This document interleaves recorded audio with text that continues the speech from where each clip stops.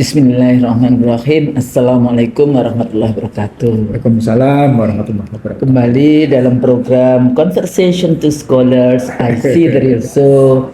Seperti biasa bersama sahabat saya Dr. Iksanuddin Nursi dan saya Husni Maria.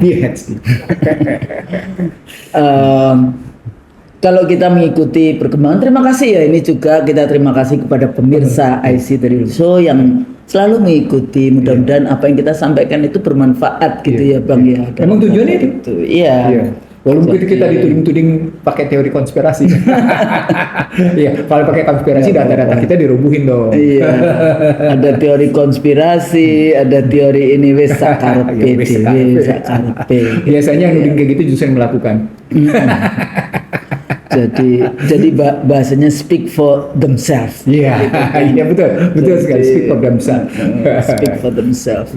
Bang, beberapa waktu lalu kan kita ini is not only just scholars di balik meja, kita juga biasanya disebut engaged scholars. Yes. Scholars yang terlibat di dalam konteks itu. Jadi kalau melihat ada gerakan-gerakan sosial, gerakan-gerakan mahasiswa, gerakan-gerakan politik yang ada di lapangan, itu sebetulnya juga menjadi concern kita, karena demokrasi tidak hanya sekedar yang formal ya, jadi apa yang ada di DPR, decision making proses di DPR, tapi juga biasanya disebut sebagai demokrasi jalanan.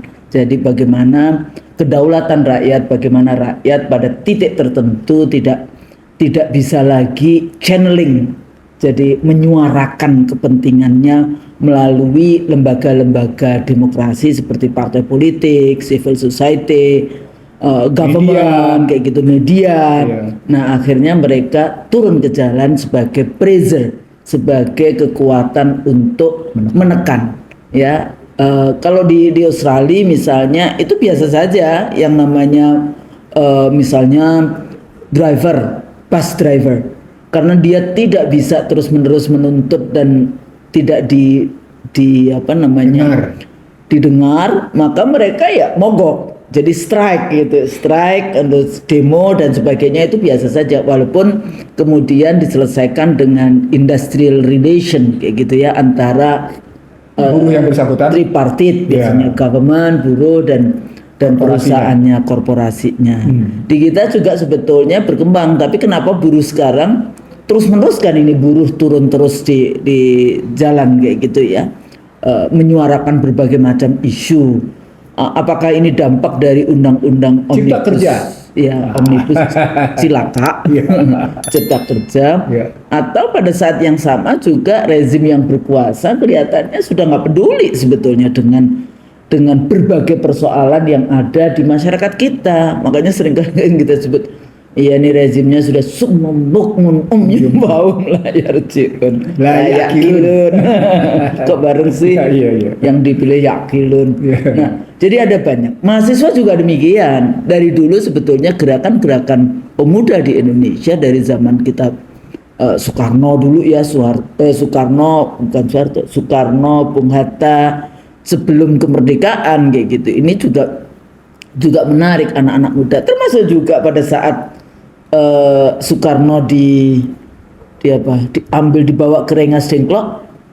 Ya, itu juga anak-anak muda juga kan dipaksa untuk kemudian memproklamirkan kemerdekaan. Itu mempercepat untuk proklamasi. Dan memang dipercepat akhirnya. Dipercepat ya, dari 24 Agustus menjadi 17 Agustus, dan itu 17 Ramadan juga waktu itu.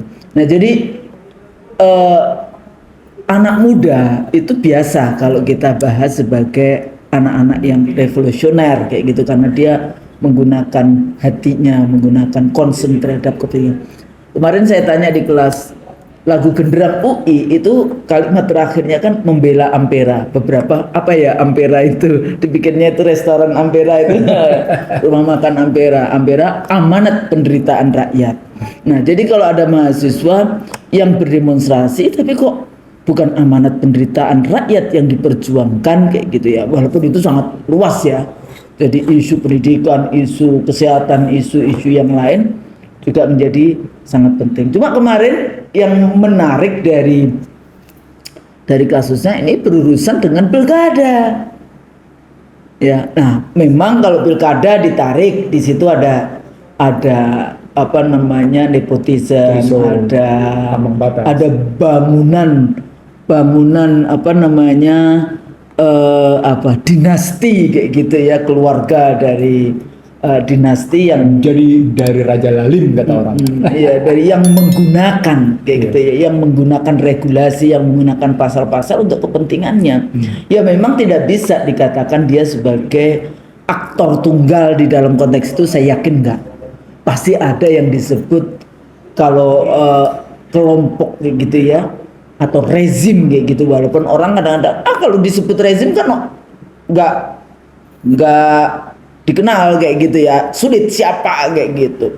Bahkan tuntutan-tuntutan sekarang Tritura itu Bang, ada yang mengatakan satu, turunkan harga kayak gitu ya, kedua kembali ke Undang-Undang Dasar 45 dengan konsekuen, melaksanakan dengan konsekuen kayak gitu, konsisten dan konsekuen. Yang ketiga, turunkan tuh, adili presiden ini dengan antek-anteknya. Jadi sekarang menggunakan kata diksi antek kayak gitu. Antek-anteknya itu kan zaman Soekarno dulu juga dipakai antek-anteknya. Kalau zaman Soeharto 98 yang dipakai adalah kroninya. Tapi kelihatannya kroni kurang ini ya, mungkin kurang kokoh, kurang keras.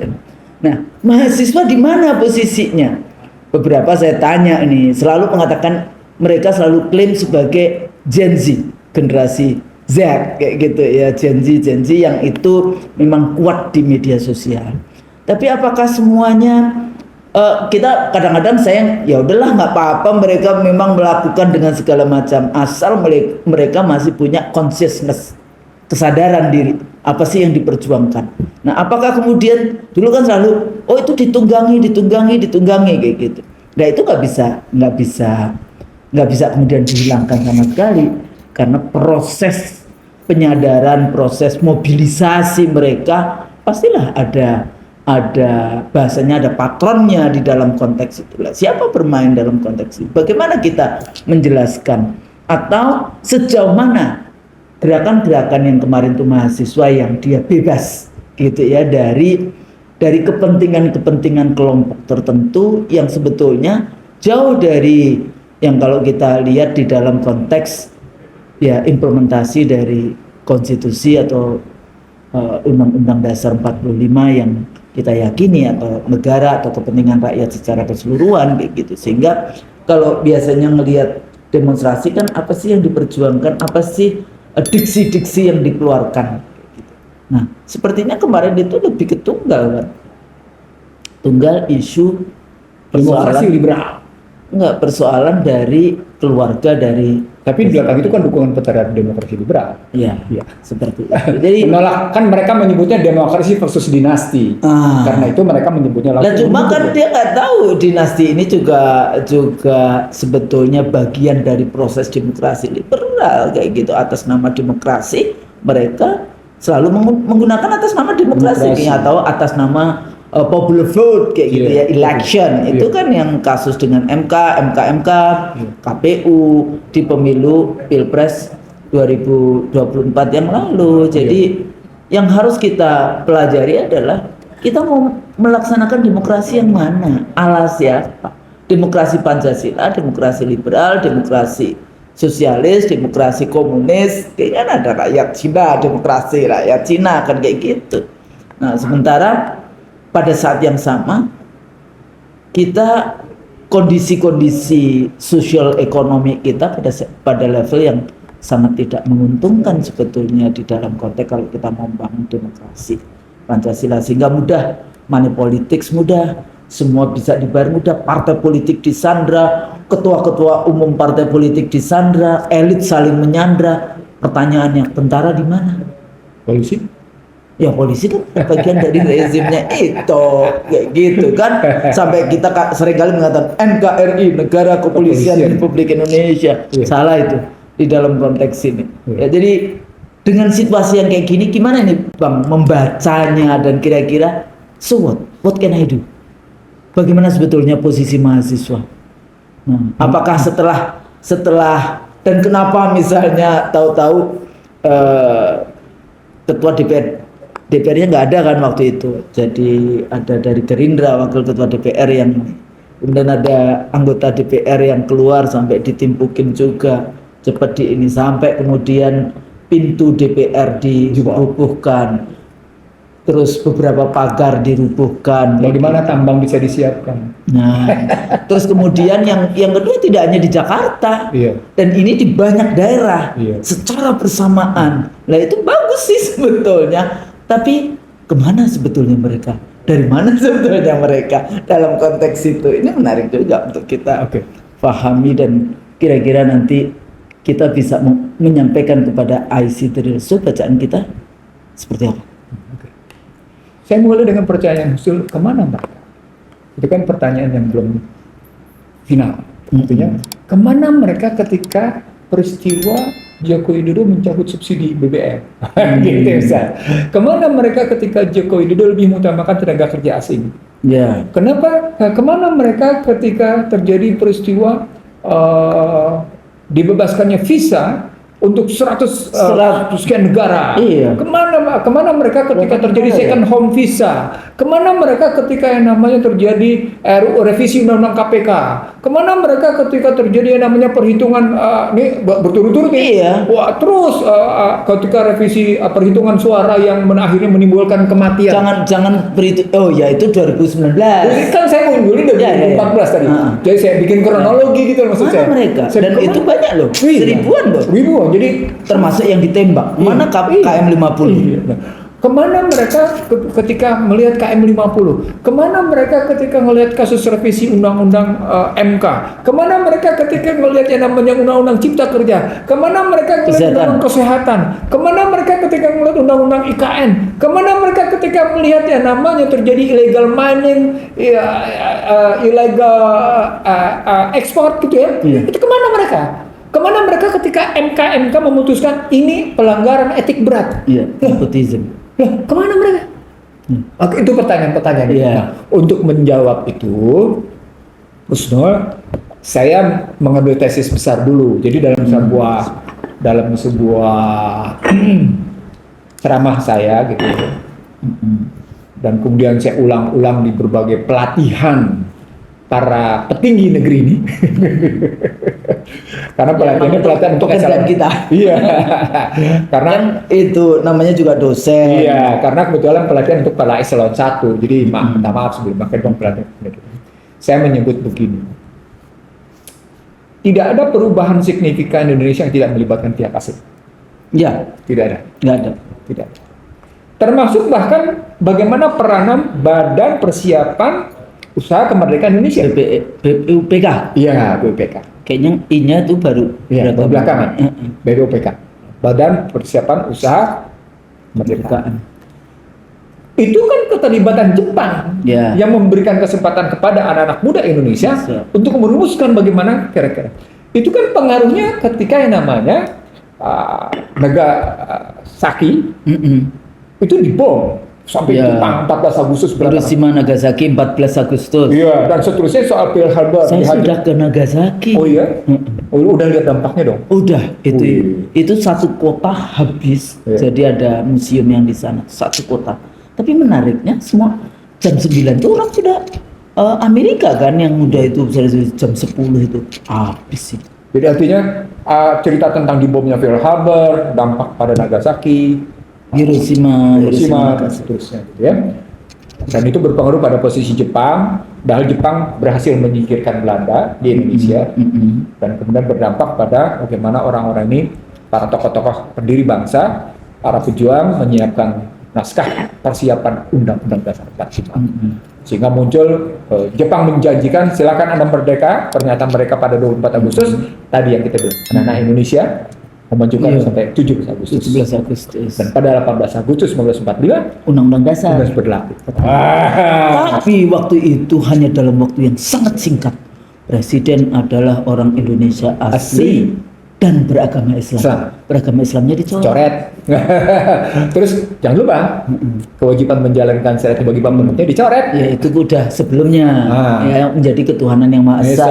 Kayak gitu. Jadi artinya ada relasi antara peristiwa Piagam Jakarta dengan kata pembukaan dan kata tutup. Iya. Nah, itu menarik perdebatan di situ. Tapi poinnya adalah tidak ada, dari situ saja sesungguhnya kelihatan bahwa tidak ada perubahan besar di Indonesia tanpa melihat PRC. Iya. Saya ingin menyampaikan dengan 3 kalimat Husnul. Peristiwa ini berkaitan sesungguhnya dengan peristiwa bagaimana kerajaan-kerajaan Islam di Nusantara dipecah belah, diadu domba, diacak-acak ketika mereka menyaksikan seorang pendekar dari Belanda dibunuh oleh seorang pendekar perempuan di Kesultanan Aceh. Ratu Malahayati. Ya, itu ceritanya. Jadi, dan itu kemudian mereka menancapkan janji bahwa seluruh kerajaan Islam di Nusantara akan mereka acak-acak. Dan itu terjadi. Nah, jangan lupa disitulah kita selalu bercerita tentang Tordesillas dan Zaragoza. 1494, 1529. Maaf sampai di sini, makanya saya 3 kalimat sampai di sini. Mestinya pemirsa tahu bahwa ada hal besar, sangat besar di belakang ini. Biasanya kalau saya di luar, saya ngambilnya peristiwa apa yang saya sebut dengan Al-Baqarah 120. Walan tado anka Yahuda wan Nasara ala tata apa? Al-Baqarah berapa? 120. Coba lihat. Walan tado anka Yahuda wan Nasara walan tardo kali. Tidak akan pernah ikhlas dia. Walan tardo angkal Yahudu walan Nasoro hatta tattabi'a millatahum. Tattabi'a millatahum. Kalimatnya sampai Anda sebelum engkau ikuti agama millatahum. Nah, artinya apa? Mereka nggak akan pernah ikhlas. Artinya apa? Di ayat lain di situ dibilang, kalau dibilang di situ mereka pasti memerangi kamu. Iya. Pasti memerangi kamu. Jadi nggak akan berhenti di sini, Ustaz. Nggak akan. Jadi makanya itu kan selalu kita mengatakan bahwa pada intinya sampai pada level yang nanti di atas itu ya peperangan, pertarungan peradaban. Nah, ketika sampai pada peperangan peradaban itu, kalau saya mau mundur lagi sampai akhirnya tadi simpulan bahwa kerajaan-kerajaan Islam Nusantara dihajar habis disebabkan mereka dendam terbunuhnya pendekar mereka oleh Malahayati, seorang perempuan. Itu mundur ke belakangnya adalah kenapa kita sampai ke Tordesillas Zaragoza? Karena Andalusia. Iya. Setelah 700 tahun. Wah, itu menarik. Di bawah kepemimpinan Islam yang itu aman, Yahudi aman, Kristen aman, tapi makanya saya nggak suka lagu yang apa itu Isabella kan, Ratu Isabella itu yang kemudian mengusir semua orang Islam atau menjadikan orang Islam. Itu yang kemudian saya mengubah argumentasi orang. Mereka bilang mereka pakai double standard, no, bukan double standard. Mereka multiple suitable standard. Multiple suitable. Karena mereka menggunakan inkuisisi. Tapi pada saat yang sama knowledge ilmunya diambil. Tapi kemudian didesepsi, dijungkir balikan. Dengan ditutup sumbernya. Teologinya. Ditutup sumbernya, dijungkir balikan sesuai dengan kepentingan mereka. Nah, itu berlaku Al-Baqarah 140. Al-Baqarah 140. Ternyata ya, ada semua jawabannya dalam konteks itu. Ataukah kamu orang-orang Yahudi dan Nasrani berkata bahwa Ibrahim, Ismail, Ishak, Yakub dan anak cucunya adalah penganut Yahudi atau Nasrani? Katakanlah kamulah yang lebih tahu atau Allah, dan siapakah yang lebih zalim daripada orang yang menyembunyikan kesaksian dari Allah yang ada padanya. Allah tidak lengah terhadap apa yang kamu kerjakan. Dan di situ menunjukkan bighafilin amma ta'malun. Bighafilin amma ta'malun. Wih, jadi artinya ketika itu dibalikin seperti juga kita bicara di IC dari sebelumnya, saya mengambil Al-Baqarah 83 dan seterusnya sampai 89. Bahwa ada cerita perjanjian-perjanjian macam-macam. Itu kan perjanjian Tordesillas Zaragoza. Dan itu kan muncul inkuisisi. Inkuisisi kayak akhirnya kalau akuisisi dikapling dunia, dibagi-bagi seenaknya mereka. Kalau akuisisi masih diberikan hak hidup, ini inkuisisi nggak diberikan hak hidup. Kecuali Anda ikut. Kecuali Anda ikut. Kecuali ikut. Kalau Anda tidak ikut, Anda mati. Kalau Anda tidak mau ikut, diusir mati. dengan cara Anda tidak boleh membawa harta apapun kecuali pakaian di tubuh. Itu Nakba. Loh itulah. Nakba 1948 itu yang cuma baru 100 tahun yang lalu ya, baru 70 sekian tahun yang lalu di Palestina. Nah itu sebenarnya berkaitan dengan perjanjian Balfour. Iya. Jadi artinya ketika kita bicara itu yang saya bilang, peristiwa apa yang kita saksikan di Indonesia, dia tidak berdiri sendiri Husnul. Dia bertalian dengan peristiwa-peristiwa sebelumnya. Itu makanya saya tadi menyimpulkan secara sederhana, please kalau mau melihat peristiwa Indonesia supaya kita cerdas dan tidak tersesat oleh peristiwa the current issues, only the current issues, please lihat mata rantainya. Sama seperti operasi Garuda Biru. Mesti dilihat dengan peristiwa kenapa mesti tiba-tiba muncul emergency alert system yang bergenre horor sampai menyatakan negara dalam posisi dibajak oleh suatu kekuatan di luar. Nah, dibajak. Loh, kalau mereka menyatakan emergency alert system karena negara dibajak, apakah mereka tidak sadar bahwa sesungguhnya bangsa ini telah dibajak melalui Undang-Undang 2002? Itu pertanyaan mereka Husnul. Kan dari sejak kapan kita selalu mengatakan kedaulatan Indonesia sudah dijual dengan harga murah, ya, tanpa rasa malu kepada asing, dan asing kan itu kan kita sudah berkali-kali mengatakan seperti itu. Jadi artinya ketika tadi sampai pada emergency alert system itu dengan operasi Garuda Biru ujungnya adalah karena negara dalam keadaan darurat disebabkan dibajak, maka pertanyaannya kemana mereka ketika konstitusi ini dibajak? Gitu Husnul. Itu yang paling mendasar. Termasuk juga ada juga yang ini dengan gimana dengan profesor doktor ini. Ya kalau saya ditanya seperti itu saya selalu mengatakan alhamdulillah sudah bangun tidur. Tidur. Ya nggak apa-apa kayak gitu ya, karena kita kalau bapak saya dulu selalu almarhum ya, ayah saya itu kalau pagi-pagi habis subuh itu suka ngecek anaknya telepon satu-satu kayak gitu ya. Dari kita sudah tua pun masih diingatkan sudah sholat subuh belum kayak gitu ya.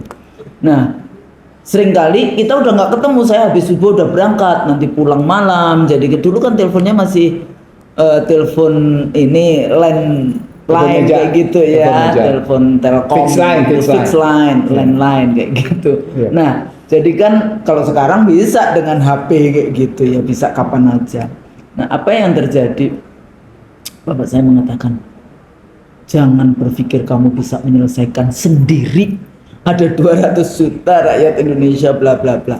Nah jadi kalau sekarang kita menghadapi ada kawan yang profesor, kawan yang akademisi ini tahu-tahu dia sudah mulai menyuarakan, ya kita bilangnya alhamdulillah. Udah kayak gitu, go kayak gitu. Kita mau join nggak? Sepertinya kita sudah dari kapan-kapan kayak gitu ya. Jadi monggo silakan kayak gitu ya. Kita melakukannya paralel atau apa yang kayak gitu-gitu, karena Bang Nursi, saya dan kawan-kawan ini kan bukan aktivis kemarin sore. Dari sejak mahasiswa kita sudah begini. Jadi balik lagi yang tadi operasi Garuda. Jadi itu including yang di UI kan ada wisuda, terus kemudian pakai kertas biru-biru itu di WA group itu in very short notice kertas biru udah viral kayak gitu. Nah sebetulnya simbol apa yang tadi emergency alert system? Nah ya, simbol peringatan dini bahwa negara sedang dibajak. Karena itu negara dalam keadaan darurat. Itu posisinya, itu peringatan begitu. Tapi leadershipnya kan nggak kelihatan. Oke. Jangan bicara leadershipnya dulu. Kita tinggal kalau begitu operasinya dulu. Operasinya dulu. Jadi kalau bicara langsung leadershipnya, langsung kita cari tokoh. Nggak usah bicara itu. Kita bicara tentang bagaimana operasinya. Muncul pertanyaan, bagaimana ceritanya ketika negara ini dibajak oleh reformasi sehingga Undang-Undang Dasar 45 dibajak menjadi Undang-Undang Dasar 2002? Kemana mereka? Kemana? Mereka waktu itu masih mimpi. Pak muncul kalau pertanyaan kayak gini karena maaf. Ya kita juga di situ, tapi kita juga antara waktu itu sebetulnya yang saya perjuangkan cuma satu, presiden dibatasi 2 periode. Tapi kemudian berkembang sampai A sampai Z. Dan sesungguhnya gini Husnul, sidang umum kalau Husnul jawab kayak gitu, saya harus bilang begini Husnul. Karena waktu itu saya di dalam. Iya, di dalam, saya di luar. Iya. Saya harus mengatakan pada Husnul Begi dan pada pemirsa IC dari Show. Sidang umum MPR 1998 seluruhnya sudah menjawab tuntutan reformasi. Sidang umur 98 ya? Iya, artinya soal demokrasi ekonomi sudah ada. Soal tuntutan kolusi dan korupsi sudah ada. Tuntutan 2 periodisasi sudah ada. Kurang apa lagi? Terus kemudian dikeluarkannya undang-undang kebebasan menyatakan pendapat. Iya, hak asasi manusia masuk sudah. Iya, Jadi HAM sudah masuk. Sudah masuk. Jadi seluruh tuntutan itu sudah dijawab pada sidang umum MPR 1998. Artinya ketika mereka melakukan perubahan Undang-Undang Dasar 45. Yang kedua, ketiga, keempat. Pertama, kedua, ketiga, dan keempat. Bukan lagi yang pertama. Jadi mulai 99 sampai dengan 2002. Sesungguhnya di situ bukti bahwa sesungguhnya telah terjadi pembajakan Undang-Undang Dasar 45. Nah, kemana mereka? Itu pertanyaan besarnya. Nah, di situ muncul pertanyaan. Ini rupanya ada agenda terselubung di balik pembajakan ini. Apa agenda terselubungnya? Apa itu? Yang selalu bilang, demokrasi sebagai proyek. Demokrasi liberal. Demokrasi liberal. Demokrasi liberal. Project itu kan inline dengan Huntington the Third Wave Democratization. Setelah Glasnost Perestroika, jatuhnya komunis, kemudian demokrasi gelombang ketiga. Husnul ngambilnya Samuel P. Huntington, saya ngambilnya Paul Wolfowitz. Ya, political openness. Political openness. Tapi juga setelah political openness ada pernyataan yang kedua, democratization. Yeah. Jadi dua. Jadi kalau ini Glasnost Perestroika dimainkan oleh yang namanya Paul Wolfowitz dengan dua istilah, demokratisasi dan keterbukaan. Demokratisasi dan keterbukaan dimakan oleh kaum reformis sehingga menjatuhkan Soeharto yang kemudian memunculkan istilah KKN. Yang dijawab oleh sidang umum MPR, sudah nih hak HAM sudah, demokratisasi sudah, demokrasi ekonomi sudah, periodisasi sudah dijawab, semuanya sudah selesai dijawab. Jadi korupsi, kolusi, nepotisme. Sudah dijawab. Kita bisa mikir gini, Bang. Itu kita dulu kalau mau bicara KKN tahun setelah 98 kan luar biasa. Sekarang kemana?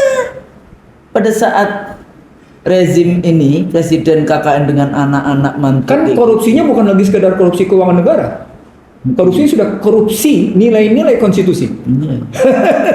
Jadi kan kita korupsi nilai-nilai konstitusi. Di Jadi satu bukan sisi kita bicara tentang KPK, tapi pada saat rezim menggunakan KKN untuk kepentingan. Makanya ini nanti yang DPR 1 Oktober nanti ada 138. Yang 50 sekian itu anak-anak pejabat, 30 sekian itu istri-istri pejabat, 7 itu suami-suami pejabat, sisanya anak ponakan dan sebagainya. Ada 138 dari 580 anggota DPR yang akan datang. Nah, artinya gini Husnul, itu membuktikan kesetaraan itu semua. Itu proyek juga. Jadi kita dikasih proyek atas nama demokrasi, equality, kesetaraan, human right, corruption watch atau KPK yang seperti itu. It's all actually. Ya, jadi gini, karena Husnul ngomong tadi kayak gitu, artinya fraternity, liberty dan equality. Jadi fraternity, liberty, kan gitu kan? Yeah. Dan freedom kan di situ sebenarnya. Prancis nih. Itu isapan jempol. Sama ketika mereka bilang teroris. Iya. Loh, sama seperti mereka bilang mereka tidak setuju pada genosida, tapi mereka melakukan genosida. Itu gimana? Jadi jargon-jargon yang tadi ya, kesamaan, kesetaraan. Iya. Loh, di Indonesia lebih sadis sesungguhnya yang terjadi.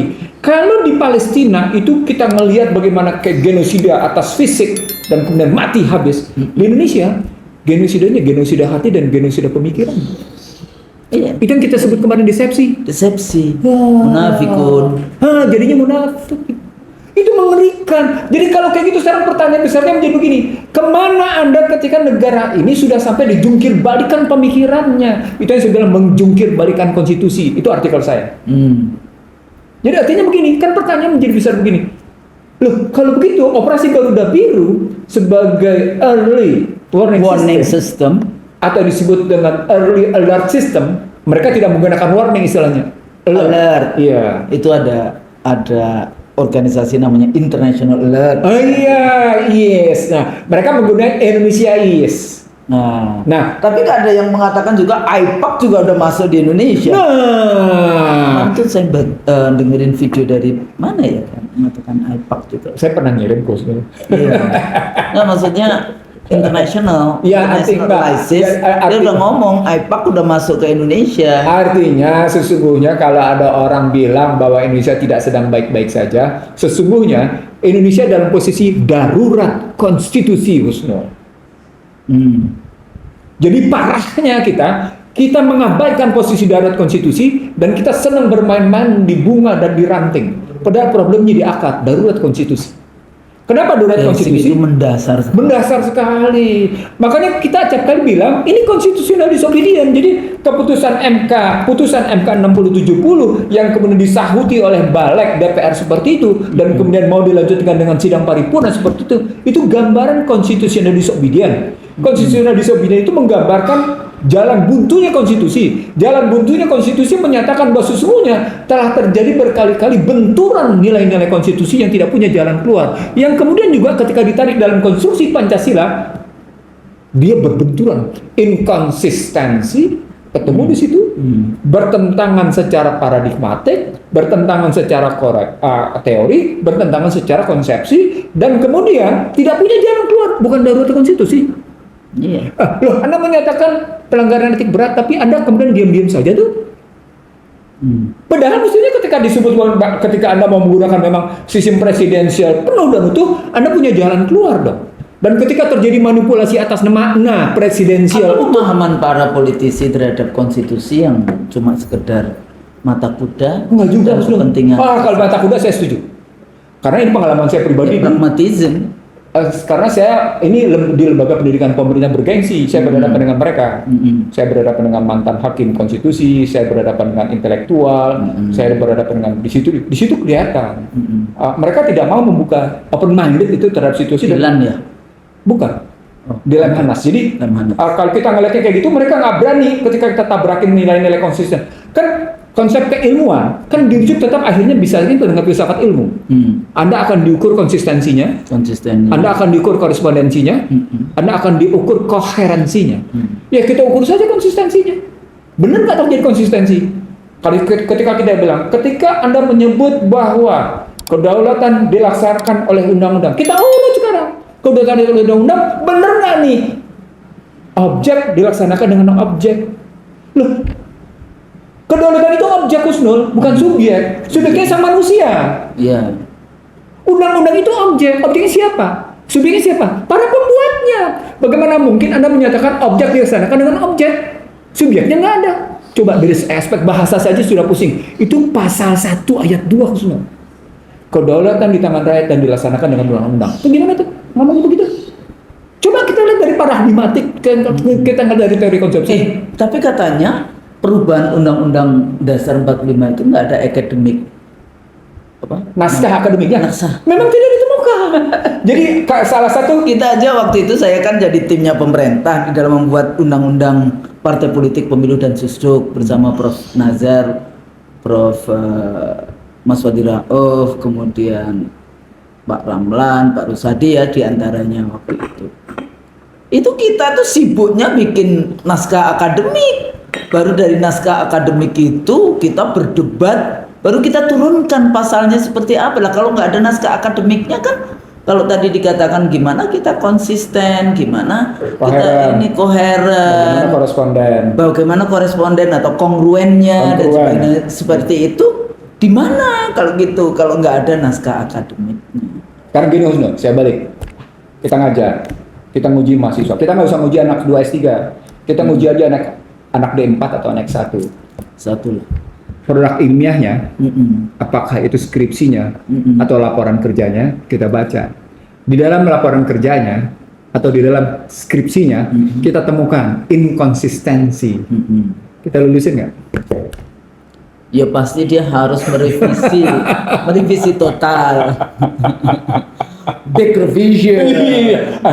Artinya ada kesalahan berpikir dong. Iya. Udah jelas ada kesalahan berpikir. Nah, dari sana itu baru sekedar baru saya mau bilang, ini posisi darurat konstitusi itu tergambar sesungguhnya kemarin secara tidak sengaja operasi Garuda Biru itu menggambarkan darurat konstitusi.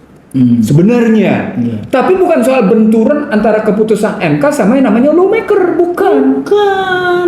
Itu cuma sekedar pendekatan kelembagaan itu yang disebutkan Itu cuma simbol di betul aja. itu institutional approach, but the value approach pada pendekatan nilai yang terjadi adalah konstitusi tidak menyelesaikan masalah.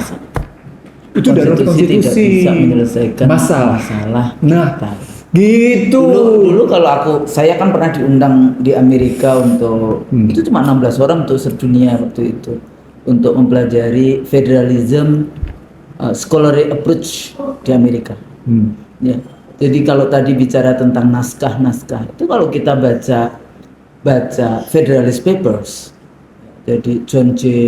Hamilton, ya, itu perdebatan tentang power diletakkan di mana, bagaimana power didistribusikan, itu perdebatannya luar biasa. Itu bisa dibaca. Itu kalimatnya didistribusikan ya? Didistribusikan. Bukan dispersion ya? Kalau di sana didistribusikan kan, power didistribusikan. Distribution of power, bukan separation of power. Bukan. Begitulah konsepnya, namanya Undang-Undang Dasar 45 asli. Dia tidak melakukan separation of power, dia melakukan distribution of power. Dan jadi power diberikan ke eksekutif, power diberikan ke legislatif, power diberikan kepada rakyat. Jadi kalau dilihat di dalam konteks itu distribution of power, kekuasaan diberikan kepada eksekutif, kekuasaan diberikan legislatif, yudikatif, dan people. Jadi madani, masyarakat madani. Iya, jadi the people. Kalau di dalam the people kan mereka termasuk kan media massa di situ. Nah, the people itu kan artinya ya warga negaranya, rakyatnya dan sebagainya, kedaulatan rakyat itu di situ. Jadi kalau kita melihat di Indonesia sepertinya, tapi ini kan harus dibangun yang namanya pemikirannya itu seperti apa. Nah, ketika sampai pada distribution of power, itu tidak berarti kemudian menihilkan atau meniadakan lembaga tertinggi. Kan itu distribution of power ya. Contoh sederhana, misalnya konflik antara hak veto antara presiden di Amerika nih, karena contohnya Amerika. Misalnya bagaimana usulan itu diveto oleh yang namanya Kongres, karena DPR, Senat buat sesuatu bersama pemerintah diveto oleh Kongres. Pertarungan itu jelas dengan bahasa yang lain, sesungguhnya Kongres bisa berperan sebagai MPR. Bisa. Sebetulnya MPR itu join Kongres itu join meeting antara House of Representative dengan Senat. Itu namanya Kongres. Di Indonesia itulah namanya MPR. Nah, sekarang MPR di Indonesia berdasarkan pasal 2 ayat 1-nya adalah MPR terdiri atas anggota. Pakai kalimat. Anggota. Diksinya lihat. Anggota DPR dan anggota DPD. Pertanyaan berikutnya, kenapa Anda menggunakan istilah anggota? Itu anggota pengertiannya jamak atau plural? Atau singular? Jamak atau tunggal? Anggota atau anggota? Atau anggota. Menarik kan? Pertanyaan DPR dan DPD. Artinya itu pakai pendekatan lembaga, bukan pendekatan individual. Nah, jadi kalau dibilang MPR terdiri atas DPR dan DPD, means pendekatannya lembaga. Tapi ketika Anda menggunakan MPR terdiri atas anggota DPR dan anggota DPD, maka pendekatannya adalah pendekatan individual. Dan status individualnya adalah tunggal, bukan jamak. Itu gimana? Kacau nggak? Gimana? Karena apa ya? Jadi kayak mungkin terburu-buru. Di situ kelihatan. Ini nanti akan dimanipulasi oleh pasal 6A ayat 2. Yang presiden itu. Yang presiden itu diusulkan oleh satu partai politik atau gabungan partai politik yang dipilih dalam pemilihan langsung. Diusulkan oleh satu atau gabungan yang dipilih langsung oleh pemilihan langsung. Coba berapa kesalahannya? Berapa kesalahan di sini? Partai. Kesalahan pertama adalah kedaulatan telah diambil oleh partai politik. Pada konstruksi misalnya MPR menjadi lembaga tertinggi, dia tidak mengambil kedaulatan rakyat karena dia merupakan penjelmaan. Kenapa? Karena konsep MPR Pakde Undang-Undang Dasar 45 terdiri atas susunan daerah dan susunan golongan, tidak hanya diberikan kepada partai politik. Sekarang pada pilkada pun terbukti kedaulatan rakyat diambil habis oleh yang namanya pilkada. Ayo. Jadi kesalahan pasal 2 ayat 1 yang punya relasi dengan pasal 6A ayat 2 dan hak partai politik itu mengakibatkan kedaulatan sepenuhnya diambil oleh yang namanya partai politik. Pertanyaan berikut jadi, tidakkah itu berarti menunjukkan betapa nyamannya partai politik di Indonesia? Ya, makanya sebentar, kita pakai teori keseimbangan. Ketika ada satu pihak merasa nyaman dan kenyamanan itu dikokohkan di sebuah konstitusi, pasti ada pihak yang tidak nyaman dong. Pihak yang tidak nyaman siapa? ya Rakyat jelata karena sudah diambil. Gitu dan loh. akhirnya rakyat cuma didatangi pada saat dia membutuhkan. Di situ posisi rakyat tidak lebih tidak kurang, kalau pakai bahasa saya nih, alas kaki kekuasaan. Kalau pakai bahasa kerennya, tidak lebih tidak kurang cuma sekedar objek politik. Jadi atas nama popular vote Yes. dia bisa melakukan seenaknya saja. Betul. Dan kita nggak bicara tentang yang kita sebut sebagai perwakilan yang Muslim. mandat lah, perwakilan yang Kita harus bilang sama pemirsa ICD Ratio dan para elit politik, kami tidak anti partai. gimana saya anti partai? Kami tidak anti partai. Saya termasuk orang pertama yang bicara tentang kuota perempuan. Nah kalau kuota perempuan saya taruh kemana? Partai lah 30%. Dan bahasa lain, negara tanpa partai juga mustahil. Jadi modern nation state itu bikinan dari partai politik. Jadi partai politik bagian dari Kalimatnya betul. Bagian. Jadi dia tidak satu-satunya. Bukan dong, kalau negara kan ada rakyatnya, Iya. ada partainya, Iya. ada civil society, ada Iya. business society, ada Iya. political society. Iya. Jadi nggak political society saja. Disitulah hebatnya Undang-Undang 45 ketika dinyatakan Majelis Permusyawaratan Rakyat terdiri atas DPR, utusan daerah, dan utusan golongan. Itu pasal 2 ayat 1. Ini naskah asli nih ya. Iya. Naik ke atas pasal 1 ayat 2. MPR adalah penjelmaan kedaulatan rakyat. Bang, kembali lagi Gitu dalam loh. konteks berarti Sebagai constitutional pelaksanaan order kedaulatan. ya, Ya. operasi Garuda Ya. Biru. Ya. Kalau kita baca lagi posisi tadi kan pertanyaan kita kemana sih Ya. waktu itu, including juga kemana pada saat pilpres toh. Betul. Tidak cuma pada saat pilkada, mestinya Iya. pada saat pilpres sampai Iya. kemudian ada MK Iya. dan MK juga sudah mengatakan itu salah kayak gitu ya. Tapi pada saat yang sama dan kemudian diberhentikan ketuanya, tapi kemudian dia fight back dan balik lagi kayak gitu kan ketua MK. Nah, jadi kalau dilihat dari situ kemana, tapi pada saat yang sama sangat sulit waktu itu diajak untuk bicara. Tapi begitu isu ini atau pilkada ya, walaupun isunya memang seksi juga di dalam konteks anak presiden kayak gitu kan, anak-anak presiden, anak mantu presiden yang mau mengikuti pilkada dengan lagi-lagi ingin mengubah kayak gitu kan, mengubah persyaratan atau pasal-pasal yang ada dengan membawa apa namanya lembaga negara. Kalau dulu MK yang dibawa, terus ini keinginannya DPR yang akan dibawa. Jadi ini betul-betul diakuisisi ya dalam konteks itu. Nah, melihat seperti ini sebetulnya kita harus bersikapnya melihatnya sebenarnya. Kalau saya dengan mahasiswa salah itu biasa saja, karena nggak ada yang namanya gerakan itu benar semua. Tapi sejauh mana sebetulnya kesadaran politik atau ini sebagai satu mobilisasi sosial di dalam konteks melihat gerakan kemana? Nah, ketika pertanyaannya sampai apakah ini mobilisasi sosial, itu kan menjadi begini. Ini karena kesadaran penolakan terhadap dinasti, penolakan terhadap dinasti, dan pada saat yang sama merupakan persetujuan atau dukungan terhadap demokrasi liberal. Kan itu pertanyaannya. Kan Persoalannya itu. Jadi makanya kadang-kadang saya sama aja kiri kanan oke. Artinya sesungguhnya Operasi Garuda Biru melanjutkan darurat konstitusi. Kenapa yang didukung adalah demokrasi liberal. Ini yang boleh disingkirkan. Dinastinya boleh tidak berlanjut berdasarkan kegagalan sidang paripurna. Tapi demokrasi liberalnya berlanjut. Maka berlanjutlah yang namanya darurat konstitusi. Baru muncul pertanyaan. Kalau begitu, siapa yang bermain di belakangnya? Setelah kita lihat semuanya. Nah, kalau kita melihat siapa yang bermain di belakangnya, mau tidak mau kita harus menstrukturkan apa yang saya sebutkan struktur aset. Nah, kalau kita mainnya pada struktur, karena di belakang semua kekuasaan itu adalah soal ekonomi. Ya. Soal ekonomi belakangnya soalnya. Jadi baik pada cerita politik inkuisisi di abad 15 itu, gitu ya, di abad 15 itu, di abad 15 dan kemudian berlanjut juga sampai dengan pertarungan di awal abad 20, semuanya bermula dengan persoalan perang yang saya bilang gitu loh, perang untuk damai untuk perang, gitu kan, perang untuk ekonomi perang. Kalau perangnya kita coret-coretin, maka tinggal ekonomi untuk damai untuk ekonomi. Ternyata dua-dua tidak tercapai, ekonominya tidak tercapai, damai tidak terjadi, maka peranglah seterusnya, kan gitu kan? Jadi tesisnya begitu dong.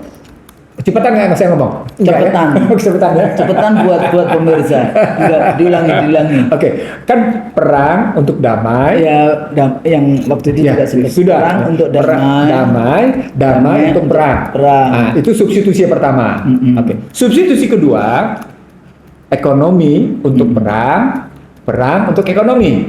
Oke, itu substitusi kedua. Sekarang karena ini kita menggunakan teori substitusi, gitu kan ya. Maka persamaannya teori persamaannya menjadi semua kata-kata perang kita coret-coretin karena seimbang dia. Coret. Berarti kata kuncinya ekonomi untuk damai. Dan dibalik berikutnya damai untuk ekonomi. Kan begitu ya teori substitusi. Maka pertanyaan berikutnya, mari substitusi ini kita tabrakin kenyataan. Kita damai nggak? Enggak. Karena kita menerapkan teori persaingan. Sementara teori persaingan itu adalah gambaran pertempuran. Perang perdagangan, trade war. Iya. Mereka gunakan juga trade war. Iya. Bahkan sekedar itu. Kalau pakai tesis yang terakhir, hybrid war. Bahkan kita menggunakan sebelumnya connectivity war. Jadi salah satunya financial. Jadi kita ngambil begitu. Nah, kalau kita bilang ini ternyata tidak damai, maka pertanyaan berikutnya, ekonomi tercapai nggak? Enggak tuh. Ekonomi yang digerakkan oleh kekuatan internasional, kekuatan global, tidak berhasil mengangkat harkat martabat manusia. Karena ternyata ekonomi justru yang terjadi adalah dehumanisasi. Apa poinnya? Karena ekonominya adalah materialisme. Materialisme itu dehumanisasi. Gitu, Slul berpikir pendeknya. Ini sedikit mungkin agak keluar dari ini. Tadi itu saya sempat dengerin YouTube ya. Enggak, ini menarik lah omongan ini. Ada ekonom apa ya namanya, Haris Irfan, pernah dengar? Yang dia bicara tentang financial halal. Jadi di UK. Jadi sebetulnya kekuatan dari Muslim misalnya, kalau dia mengatakan bahwa orang Muslim harus kaya juga, karena dengan kaya itu dia bisa banyak melakukan banyak hal. Toh dulu sahabat Rasulullah kan juga kaya. Abu Bakar kaya, Umar kaya, kemudian Utsman kaya raya, kemudian bahkan sampai dengan sekarang masih kelihatan. Masih ada. Terus wakafnya. Siapa itu, ada satu lagi yang seringkali disebut itu orang kayanya sahabat Rasulullah dulu. Nah, tapi kemudian kita dihabisi dengan model sistem ekonomi perbankan dengan riba, dengan yang seperti itu. Sementara bagaimana mereka sekarang ini di Inggris ternyata luar biasa berkembang membangun sistem ekonomi financial halal, tapi mereka memang tidak semuanya menggunakan halal finance, tapi mereka gunakan yang ethics, mereka gunakan tidak dengan riba, tapi intinya adalah bagaimana kekuatan ekonomi finance yang halal ini dibangun, dan tidak hanya cuma kaya tapi barokah, dia sebutkan barokah. Cuma pertanyaannya, bisa nggak dengan sistem model economic finance halal sebagai alternatif dari tadi ya, ekonomi global yang perbankan, riba dan hasilnya dehumanisasi, diperlukan negara, ataukah sebetulnya bisa sebagai satu kekuatan civil society, kekuatan business society yang memang punya fokus gitu ya, punya norm, punya value untuk membangun ekonomi atau ekonomi keuangan yang halal, ekonomi keuangan yang beretik, ekonomi keuangan yang mensejahterakan, yang intinya mencari barokah. Bisa maksudnya ini tadi kan akhirnya karena semua urusannya kan akhirnya ekonomi, dan mereka memang menguasai ekonomi, menguasai tanahnya, menguasai partainya, menguasai presidennya. Darurat semuanya yang tadi saya katakan, kedaulatan hilang. Iya. Jadi sebenarnya bisa dijawab Husnul. Insya Allah kita bisa jawab.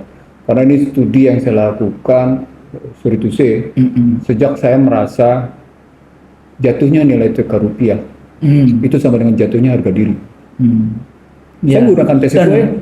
Untuk perang mereka senggat. Untuk perang mereka cuma yang kita selalu bicara di IC Research, cuma cetak uang, cetak dolar, nothing to do dengan gold, dengan yang seperti itu. Itu karena Bretton Woods diubah pada periode tahun 70-an. Jadi Bretton Woods 44 diubah pada tahun 70-an dengan Nixon. Nixon. Tapi saya ingin mengatakan sebenarnya begini Husnul, ketika saya menjawab saya berusaha menjawab dengan cool, artinya dengan begini bahasa sederhananya. Ini studi saya sejak saya merasa nilai rupiah dipukul itu telah melahirkan krisis multidimensi. Yang saya bilang social disorder, social distrust, disobedience. Itu yang melahirkan chaos akhirnya. Dan itu seluruh lini, politiknya, hukumnya, ekonominya, keamanan, semua kemakan. Nah, ketika saya sampai pada krisis multidimensi lewat terpukulnya nilai tukar itu, saya sampai pada satu kesimpulan, dipukulnya harga diri. Di situ saya sadar makna konsep dinar dirham. Jadi dalam konsepnya itu ceritanya harusnya jujur, tidak boleh serakah, dibebaskan persepsi. Nah, fiat money itu main persepsi. Ya kan teori-teori ekonomi barat kan selalu ada permainan persepsi. Persepsi pasar. Konstanta. Itu persepsi. Persepsi pasar. Persepsi pasar pasti persepsi pasar. Persepsi kan penafsiran. Persepsi itu penafsiran itu dominan subjektif. Nah, kalau subjektif ini didatangkan dari orang kaya, maka orang kaya yang mendiktekan penafsiran. Bagaimana caranya kita merebut tafsirnya? Di situ terjadi kompetisi perebutan tafsir. Nah, ketika Anda bicara kompetisi perebutan tafsir, Anda tidak pernah bisa merebut tafsir kalau Anda tidak berkuasa. Disitulah tadi perang untuk ekonomi untuk perang. Karena perang sama dengan kekuasaan dalam rangka merebut ekonomi. Kata kuncinya adalah bagaimana tadi Anda merebut tafsir atas kehidupan. Wah, itu hebatnya diskusi kita hari ini, Husnul. Diskusi kita sekarang ini itu luar biasa di dalam Husnul. Bagaimana perebutan tafsir itu tafsir untuk berebut kehidupan. Tafsir kehidupan. Karena kalau enggak kita dihabisi, ya kehidupan akhirnya nanti larinya peradaban. Artinya balik lagi, tapi dengan kekuatan bahwa sebagai Muslim, ya kan, kita kan sudah dikasih hidayah, dikasih petunjuk dari Tuhan. Artinya begini Husnul, kalau saya sampai pada ngajak Husnul berpikir begitu, bahwa darurat konstitusi itu implikasinya adalah darurat peradaban. Karena darurat konstitusi ini telah terbukti value-nya itu di peradaban kan mestinya high value kayak gitu, the high ideal, the virtue. Yes, the virtue. Nah, di situ ya. Kalau sampai darurat konstitusi di sini kemudian darurat peradaban, sementara core-nya adalah value, maka yang hendak kita katakan bahwa relasi antara konstitusi dengan peradaban itu dijembatani oleh namanya elit.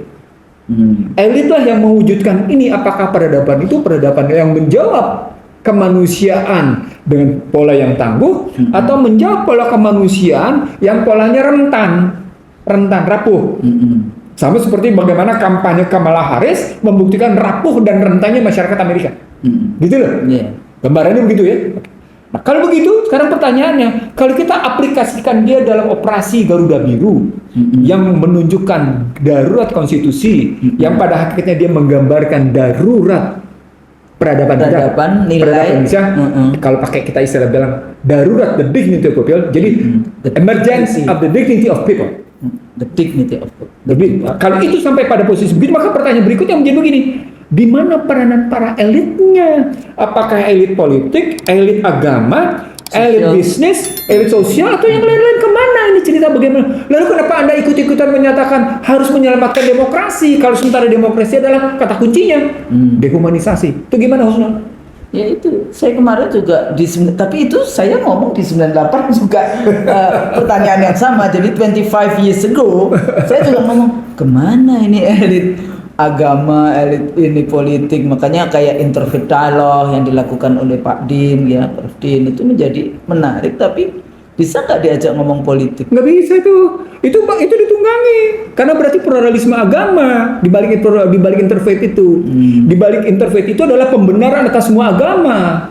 Pembenaran atas semua agama itu berarti menyatakan pluralisme agama. Ketika pluralisme agama itu kita terapkan dalam perspektif Al-Quran, lakum dinukum waliyadin. Amal anda, amal saya, nggak bisa ketemu Husnul, tidak ada cerita. Makanya. Nggak bisa. Cuma konsep Islam Kita toleran. Tolerannya bukan toleran saya ikut agamamu seperti Iya, ini. iya. Enggak. Lakum dinukum waliyadin. Cuma prosesnya kali dibalik mereka justru menggunakan konsep pemaksaan. Ketemu tadi. Atau jadi satu kayak gitu. Jadi artinya bahasa sederhananya begini Husnul. Kita mau ringkasin. Please kita ngajak ngerti ini. Memang ini pembicaraan hanya 1 jam. Tapi kita ingin mengatakan, yuk kita gunakan wawasan rasional kita, analytical kita, metode kita, referensi kita untuk kebongkar darurat Indonesia. Indonesia ini darurat konstitusi. Kalau kita ingin menyelamatkan Indonesia tidak pecah, yang dalam tesis saya akan terjadi pada 2035-2040. Yang pada 2007 antara Husnul, Ihsanuddin Nursi dan Nazarudin sudah muncul menduga ini tidak lebih kurang dari 75 tahun, bisa cuma 100 tahun gitu loh.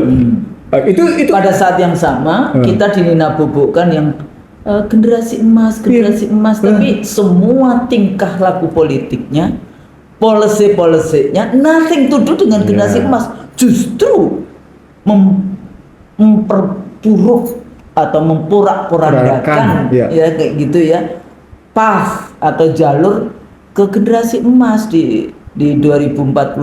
Kan itu persoalannya. Dignity kita udah terjual gimana? Yang saya terbayang sama saya waktu peristiwa kita bicara tentang nasionalisme baru yang kemudian ancaman adalah perpecahan. Itu. Saya ingat banget lawan bicara kita Jeffrey waktu itu. Jeffrey Winter. Yang menarik adalah kan hadir situ pejabat politik, elit-elit politik. Yang menarik mereka hanya dengerin Jeffrey Winter, tapi ketika Nazarudin bicara, Husnul bicara, Ihsanuddin Nursi bicara, mereka tinggal. Apa poinnya itu? Apa poinnya? Ya itu mereka nggak peduli Bukan. Jadi minder wadah kompleks. Oh iya, minder wadah head kompleks. Dipikirnya kalau bule itu pasti ini gitu. Kadang-kadang saya juga kayak gitu. Jadi sama aja di dalam konteksnya. Kita juga, makanya saya agak sangat tersinggung pada saat Presiden Negara Republik Indonesia dengan bangganya mendengarkan tentang masalah kemiskinan di Indonesia dari dekan dari Harvard University. So what? Yang tahu. Sebagai penutup Husnul, karena kita sudah menyatakan di Darurat Indonesia begini. Belum lama ini diumumkan tentang 20 universitas terbaik di dunia. Diumumkan 20 universitas terbaik di dunia 2024. Setelah 20 dibikin 100 terbaik, setelah 100 terbaik dibikin 500. Dari 20 universitas terbaik di dunia, hampir sebagian besar berada di, bukan sebagian besar, di 20 ini, sebagian besar Amerika. Oke? Ya. 3 di Inggris. Tapi begitu masuk 100 terbaik, Amerika mulai tersisihkan oleh Cina. Tersisihkan oleh Cina. 500 terbaik makin tersisihkan. Muncul pertanyaan, kalau memang dia mempunyai universitas terbaik, mestinya tujuan pendidikan ngapain? Kan humanisasi. Iya. Apa poinnya? Pendidikan dia salah arah. Dalam undang-undang pendidikan di Indonesia kan membentuk manusia yang bertakwa, berakhlak mulia. Kita lupakan soal bagaimana pendidikan dengan yang ada di konstitusi dan undang-undang. Kita bilang saja pendidikan tujuannya secara general, secara umum, yang berlaku secara universal. Pendidikan secara umum, secara universal adalah sebagaimana yang dikatakan dalam Al-Quran.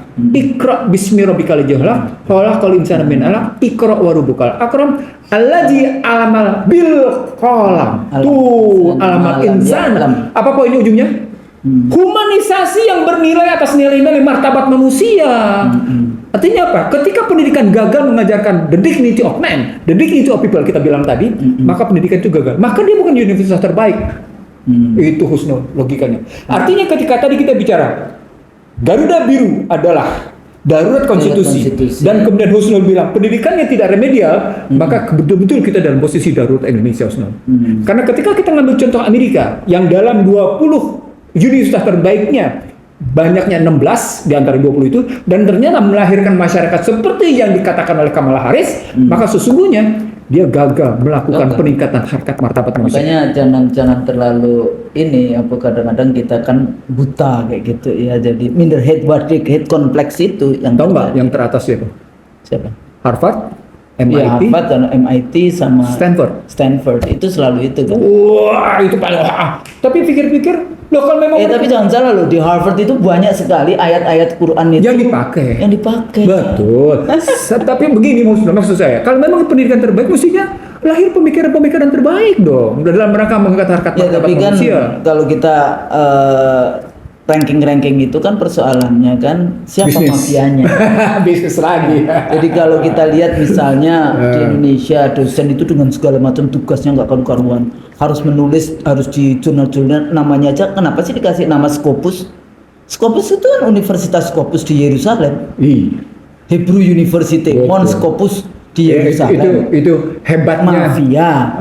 Saya. Jadi ini juga jangan-jangan ini cuma untuk propaganda kayak gitu. Kalau saya ya sudah masuk di situ bahwa mereka sesungguhnya menyebarluaskan pemikiran melalui dunia pendidikan. Jadi itu makanya hati-hati menjadi dosen seperti kita.